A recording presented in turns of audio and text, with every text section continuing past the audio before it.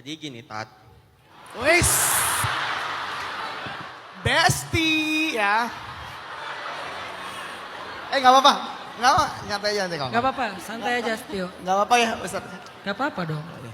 kan saya mau nanya soal jodoh ini Tat. Banyak yang bilang biasanya jodoh kita itu adalah cerminan kita. Tapi jika si cowok pernah punya latar belakang yang kurang baik, terus mendapatkan wanita yang baik-baik, yang mungkin lempeng-lempeng aja, apakah itu adil buat perempuannya atau sebaliknya? Karena kan itu tidak mencerminkan yang orang bilang tadi Ustadz. Nah, yang kedua ya Ustadz, Iya bro. Iya, Ya. iya. boleh ya? Lanjut. Ya, Boleh Ustaz? boleh. Boleh. Nah, yang kedua Silakan. gini Ustadz, menikah itu kan ibadah ya Ustadz. Selain menikah tujuannya buat ibadah dan melengkapkan separuh agama kita, Allah kan menjanjikan ketika menikah akan membuka pintu rezeki. Tapi kenapa Ustadz? Banyak kasus perceraian itu masalah ekonomi. Dan masalah ekonomi ini ada di nomor 2 dari banyaknya alasan perceraian. Jadi mohon penjelasannya Ustadz agar saya kelak entar memiliki pasangan hidup atau menikah lebih paham dan lebih mengerti buat gimana menyikapinya. Jodoh itu adalah cermin ataupun pelengkap dalam hidup kita. Jadi kayak yang melengkapi kita, yang mensupport kita, yang mengerti kita. Kan ada istilah sakinah. Sakinah itu adalah ketika kita ngerasa tenang tanpa paksaan.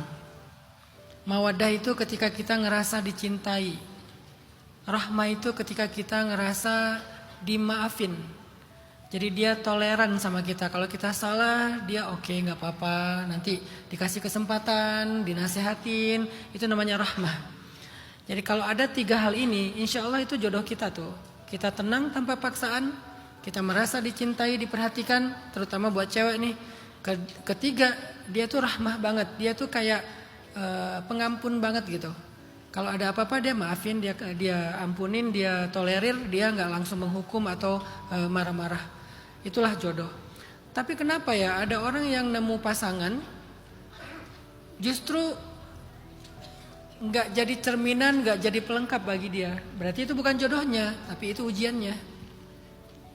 Berarti itu ujiannya.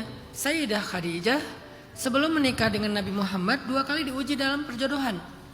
Menikah yang pertama suaminya meninggal, menikah yang kedua bercerai. Apakah itu jodohnya Khadijah? Bukan. Kedua laki-laki itu adalah ujian bagi Khadijah. Yang satu ujian karena kehilangan, yang satu lagi ujian karena kekecewaan.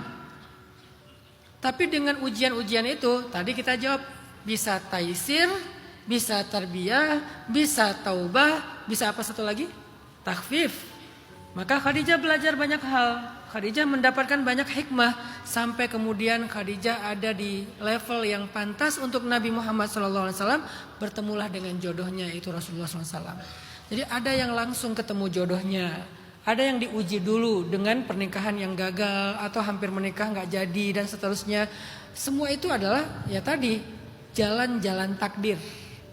Ada yang langsung pas banget, happy banget. Tapi mungkin nanti diujinya dengan yang lain, diuji dengan mertua, diuji dengan anak. Ya ada aja. Karena kalau Allah ngasih kesulitan, karena pengen Allah kasih kemudahan. Ya kita tinggal minta, ya Allah jangan engkau berikan saya ujian yang saya tidak mampu memikulnya. Ya Allah jangan berikan saya ujian yang berat. Ya Allah kalau perlu berikan saya anugerah-anugerah saja. Walaupun Allah maha tahu apa yang terbaik buat kita.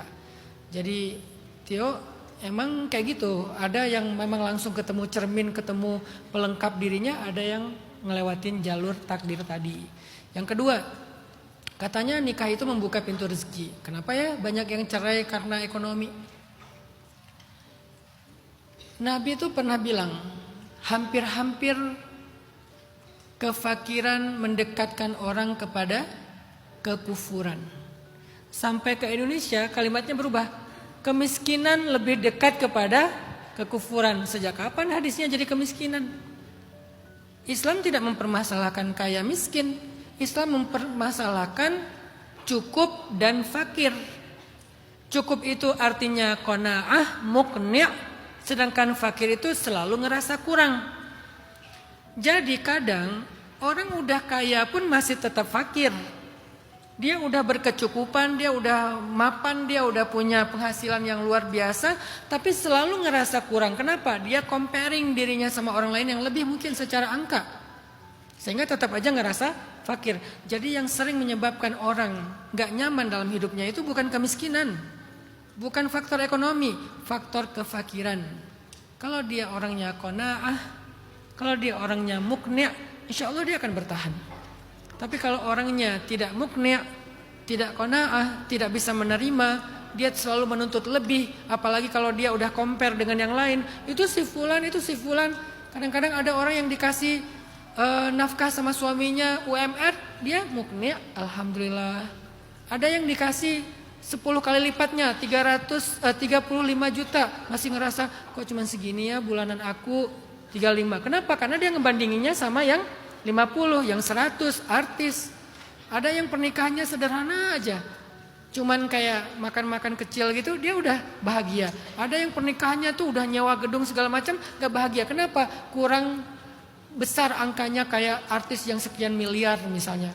Ini bukan tentang masalah angka, ekonomi, finansial. Ini masalah ridho atau enggak ridho, qanaah atau enggak qanaah. Sehingga orang yang selalu merasa kurang ini dalam Islam disebut dengan fakir. Sedangkan orang yang hartanya pas-pasan disebut dengan miskin. Kadangkala orang miskin itu justru lebih bahagia. Kenapa? Dia selalu ridho, dia berkenan dengan apa yang dia dapatkan. Walaupun bukan berarti dia berhenti ikhtiar, tetap ikhtiar semaksimal mungkin. Tapi dapat berapa hari ini, dia terima. Atau dia udah mengusahakan sekian, tapi malah rugi, dapatnya cuma setengah, dia terima. Itu namanya orang yang qanaah, orang yang ridho. Sehingga Nabi SAW bersabda, "Man radhiya biqalilin minar rizqi, radhiyallahu minhu biqalilin minal amal." Siapa yang ridho dengan rezeki yang sedikit, Allah juga akan ridho kepada dia dengan amal yang sedikit. Saya tahu diri lah, kalau amal saya itu sedikit pas-pasan. Jadi saya kalau dikasih Allah ya saya ridho, berapapun yang Allah kasih saya ridho. Atau diambil dari saya ridho. Ya terserah Allah aja lah. Dikasih banyak bersyukur, dikasih yang menurut kita kurang ya sabar, tetap ridho. Ridho itu antara dua aja, antara syukur sabar, namanya dua-duanya ridho. Jadi itu Tio, bukan tentang ekonomi menurut saya, tapi tentang perasaan mau ridhokah, mau qanaahkah, atau mau merasa fakir, selalu ngerasa kurang.